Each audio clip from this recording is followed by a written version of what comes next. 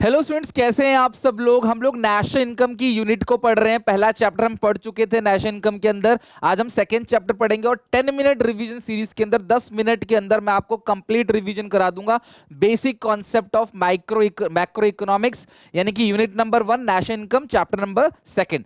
सबसे पहले बात करते हैं नेशनल इनकम कहते किसको है। जितने भी नॉर्मल रेजिडेंट्स है उनकी इनकम को सबको जोड़ दोगे तो क्या कहलाएगा? National income.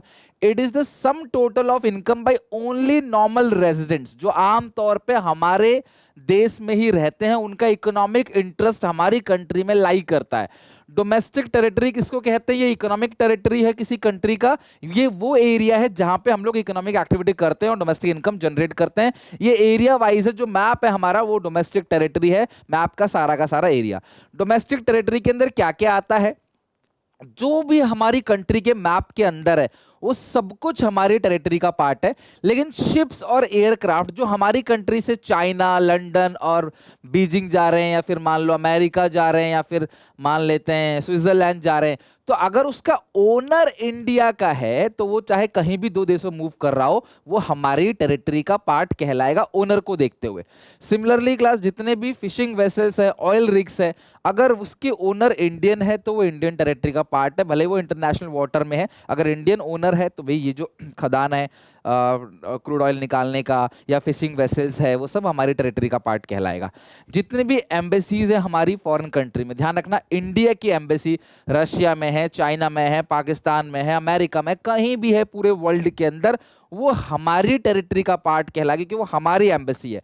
तो ships and aircraft, fishing vessels, oil rigs और एम्बेसीज, ये सारी की सारी हमारी टेरिटरी का पार्ट कहलाएगा, भले ही चाहे वर्ल्ड में कहीं भी हो।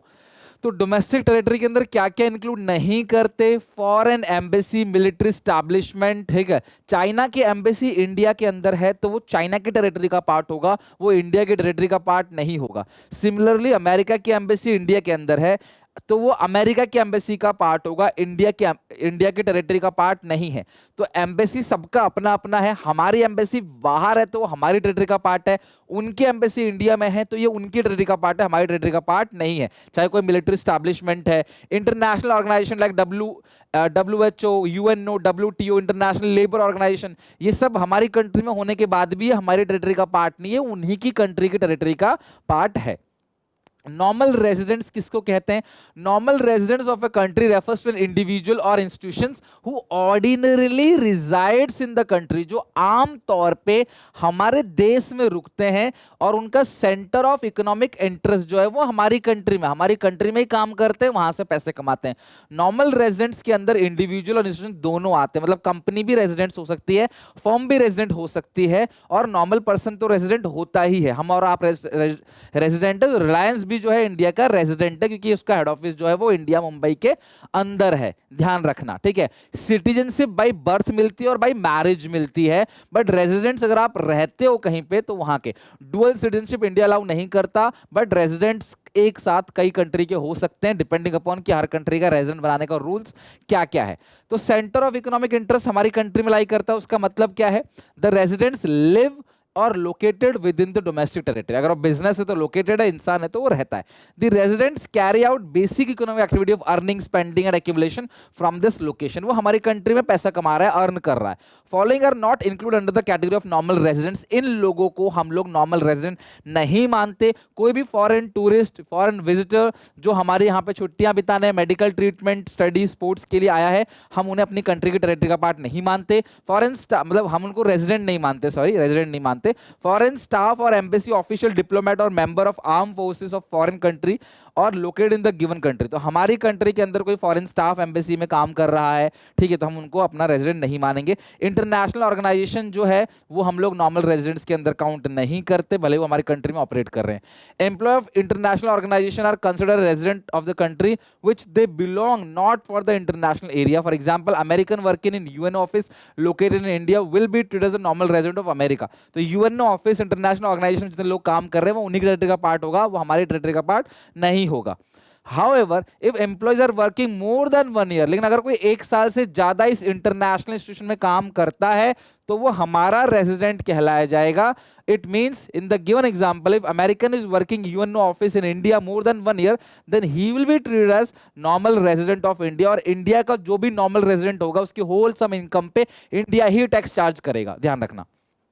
Crew member of foreign vessel, जो कमर्शियल ट्रैवलर है, एयरक्राफ्ट है, उसमें भी लोग जाते हैं आते हैं जाते हैं आते हैं, तो अगर वो बहुत ज्यादा टाइम तक वहां पे रह गए तो हो सकता है कि वहां के रेजिडेंट बन जाए. तो crew member of foreign vessel, commercial traveller, season workers, इन लोगों को हम लोग जो है 1 साल से कम अगर वो यहाँ पे रहते हैं तो हम उनको अपने देश का रेजिडेंट नहीं मानते.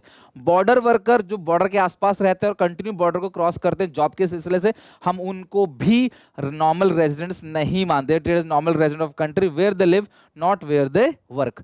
तो अगर कोई बॉर्डर क्रॉस करके आ रहा है जा रहा है रोज बेसिस पे, हमारी कंट्री का बॉर्डर पाकिस्तान से बहुत ज्यादा मतलब कि गैप है, दूरी है, बट बहुत सारे ऐसी कंट्रीज है जो आसपास चिपकी हुई हैं, आसपास बॉर्डर है, जा सकते हैं 1-2 घंटे के अंदर बॉर्डर क्रॉस करके, तो वही वो उन्हीं कंट्री का माना जाएगा जिसका है, वो काम करने के लिए आ रहा है तो उसको रेजिडेंट मत मान लेना. सो इनको हम लोग रेजिडेंट नहीं मानते. फैक्टर इनकम, काम किया, लेबर सर्विसेज दी, आपने पैसा कमाया, फैक्टर इनकम है, फ्री का पैसा मिला, that is called transfer in, gift, donation, charity. तो मीनिंग क्या, it refers to the income receive by factor of production for rendering factor services in the production process.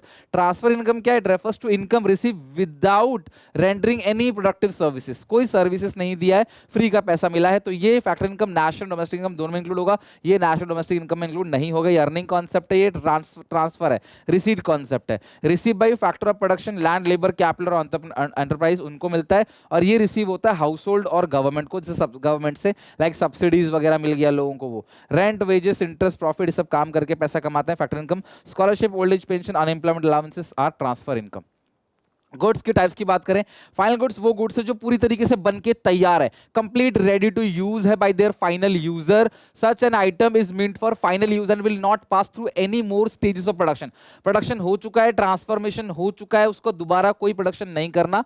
Of the final goods we can distinguish, final goods के भी 2 part होते हैं, consumer goods और capital goods. अगर आप घर के लिए यूज कर रहे हो कंज्यूमर गुड्स, अगर वही मशीन बिजनेस में यूज कर रहे हो तो कैपिटल गुड्स. बट दोनों केस में है वो final goods, but final goods के भी 2 पार्ट है. मैंने घर के लिए एसी खरीदा तो भैया ये क्या हो गया आपका फाइनल गुड्स. मैंने बिजनेस के लिए भी एसी खरीदा, वो फाइनल गुड्स हो गया. लेकिन घर के लिए एसी खरीदा वो कंजप्शन गुड्स है, उस पे कंजप्शन एक्सपेंडिचर होगा. बिजनेस में जो एसी लगाया वो कैपिटल गुड्स है, उस पे जो होगा इन्वेस्टमेंट एक्सपेंडिचर होगा. Intermediate goods, consumption goods, capital goods, चारों के बारे में पढ़ते हैं. सबसे पहला फाइनल गुड्स क्या है, जो पूरी तरीके से बन के तैयार है, उसकी कंज्यूमर भी यूज कर सकता है, प्रोड्यूसर भी उसको यूज कर सकता है. Consumer cloth, shoes, food use करता है, प्रोड्यूसर यूज करता है प्लांट एंड मशीनरी, मतलब मशीन भी ऑल्सो फाइनल गुड्स है. तो expenditure on final goods by the house hold जो भी फाइनल गुड्स पे खर्चा कर रहे हैं उसको बोलते हैं फाइनल कंजप्शन एक्सपेंडिचर. और बिजनेसमैन जो भी कर रहे हैं फाइनल गुड्स पे खर्चा उसको बोलते हैं इन्वेस्टमेंट एक्सपेंडिचर. और कंजप्शन, इन्वेस्टमेंट दोनों एक्सपेंडिचर को जोड़ेंगे तो क्या आएगा, एक्सपेंडिचर ऑन फाइनल गुड्स. ठीक है. अब फाइनल गुड्स में जो आपने कंजप्शन के लिए खरीदा उसको बोलते हैं कंज्यूमर गुड्स, जो आपने इन्वेस्टमेंट के लिए खरीदा उसको बोलते हैं कैपिटल गुड्स. कंप्यूटर आपने बिजनेस में लगा रखा है, कैपिटल गुड्स है. घर पे यूज कर रहे हो, फैमिली के साथ मूवी देख रहे हो, वो कंज्यूमर गुड्स है. इंटरमीडिएट गुड्स जो पूरी तरीके से बन के तैयार नहीं है, which are not meant ready for use by their final consumer, raw material या फिर वो सामान जो आप रीसेल करोगे आगे किसी को, तो वो फाइनल गुड्स नहीं है, वो इंटरमीडिएट गुड्स है. जैसे लकड़ियां खरीदी कारपेंटर ने चेयर बनाने के लिए, या शर्ट खरीदी कंपनी ने दूसरी कंपनी को बेचने के लिए. और इंटरमीडिएट गुड्स को हम लोग नेशनल इनकम में काउंट नहीं करते क्योंकि वो ऑलरेडी फाइनल गुड्स के अंदर इंक्लूड होता है, इसीलिए हम लोग इसको नहीं काउंट करते. इंटरमीडिएट गुड्स को हम सिर्फ फाइनल गुड्स को लेते हैं.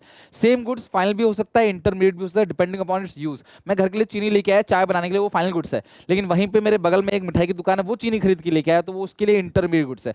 तो भाई सबके लिए अलग अलग है. मेरे लिए वो चीनी फाइनल है, उसके लिए वो इंटरमीडिएट है. मेरे लिए फाइनल क्यों, मैं खुद यूज कर रहा हूं. उसके लिए इंटरमीडिएट क्यों, क्योंकि वो आगे रीसेल करेगा या फिर उससे मिठाई बना के बेचेगा, वो एज ए रॉ मटेरियल उसको यूज कर रहा है. कंज्यूमर गुड्स जो कंज्यूमर अपने जीवन व्यापन के लिए खरीदता है, वो ड्यूरेबल भी हो सकता है, नॉन ड्यूरेबल भी. लंबे समय तक अगर यूज करते हैं जिस चीज को, उसको बोलते हैं ड्यूरेबल. थोड़े बहुत समय के लिए यूज करते हैं, 1-1.5 साल 2 साल, कपड़े, क्रॉकरी वगैरह, सेमी ड्यूरेबल. और एक ही बार यूज किया खत्म हो गया, नॉन ड्यूरेबल, खाने पीने के आइटम. और सेवाएं जो मैं आपको दे रहा हूं, services, banking, shipping, insurance, teaching, consultancy, tourism, ये सब. कैपिटल गुड्स क्या होता है, machinery. Capital goods are those goods which are used in the process of production for several year and which are generally of high value. These are the fix asset of the company. जैसे plant और machinery हो गया. लेकिन सारी machine capital goods नहीं होती. वो machine जो किसी बिजनेस में as a fix asset use हो रहा है, वो कैपिटल गुड्स है. मेरे पास अगर घर में कोई मशीन है, सिलाई की मशीन है, वो कैपिटल गुड्स नहीं. यही सिलाई की मशीन टेलर की शॉप पे है, तो वो क्या हो जाता है, फिर कैपिटल गुड्स हो जाएगा.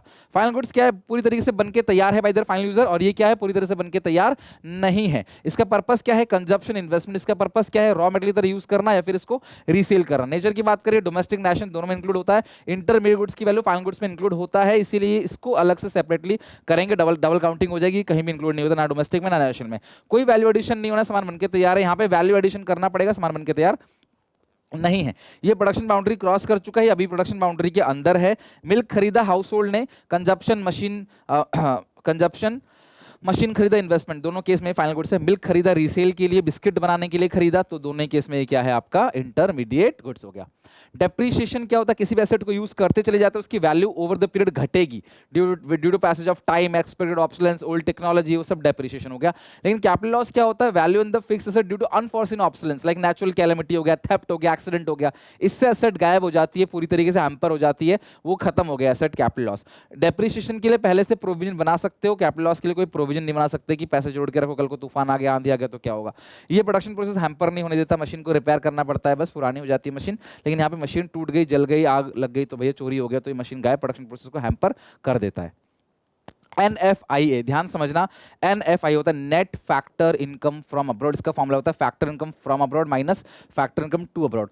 हम सब लोग बाहर देश से पैसा कमा रहे हैं, अमेरिका, चाइना, रशिया से, उसको बोलते हैं factor income to abroad. But China, America, Russia भी हमारे देश से पैसे कमा रहा है, उसको बोलते हैं फैक्टर इनकम टू अब्रॉड। तो मैंने बाहर से कमाया 100 रुपए, मैंने बाहर वालों को दिया 20 रुपए, तो नेट जो मुझे बचा वो 80, इसको बोलते हैं net factor income from abroad. अब ऐसा भी हो सकता है कि मैंने बाहर से कमाया 100, बाहर वालों को दिया 120 रुपए, तो भाई यहाँ पे मेरा net factor income from abroad minus भी आ सकता है। ऐसे हो सकता है मैंने बाहर से कमाया 100, दे दिया 100, तो भैया हमारा नेट फैक्टर इनकम 0। तो NFIA पॉजिटिव भी हो सकता है, नेगेटिव भी हो सकता है, जीरो भी हो सकता है। जीरो कब होगा, जब फीफा और फीटा दोनों आपस में बराबर होंगे, और प्लस कब होगा, जब फैक्टर इनकम फ्रॉम अब्रॉड ज्यादा है, फैक्टर इनकम टू अब्रॉड से, फ्रॉम ज्यादा है टू से, और नेगेटिव कब होगा, जब फ्रॉम कम है और टू ज्यादा है। तो ये ध्यान रखना। अब net factor income from abroad के कंपोनेंट्स क्या क्या है, नेट कॉम्पनसेशन टू एम्प्लॉइज, जो भी कॉम्पनसेशन, एग्जाम से पहले आपको एक बार फाइनल रिवीजन भी कराऊंगा पूरा का पूरा एक साथ ही। अभी के लिए जो भी कॉम्पनसेशन मिला आपने एम्प्लॉय को दिया वो उनकी इनकम है। प्रॉपर्टी से जो इनकम आया like rental income, interest income, profit, वो भी इसके NFI कंपोनेंट है। और जो रिजर्व है, रिटेन अर्निंग है, टैक्स और डिविडेंड देने के बाद जो प्रॉफिट बचा है, ये सारी की सारी चीजें जो है वो किसका पार्ट है, कंपोनेंट्स ऑफ NFIA। 3 पार्ट ध्यान रखना। That's it. तो हमने basic concept of national income हम लोगों ने कर लिया, मैक्रो इकोनॉमिक्स का बेसिक कॉन्सेप्ट हमने कर लिया। अब मेजरमेंट की बात करेंगे अगली क्लास के अंदर, तो यहाँ तक पढ़ के अच्छे से प्रैक्टिस करके आना। मिलते हैं नेक्स्ट वीडियो में, इसको लर्न करके आना। Take care, bye bye.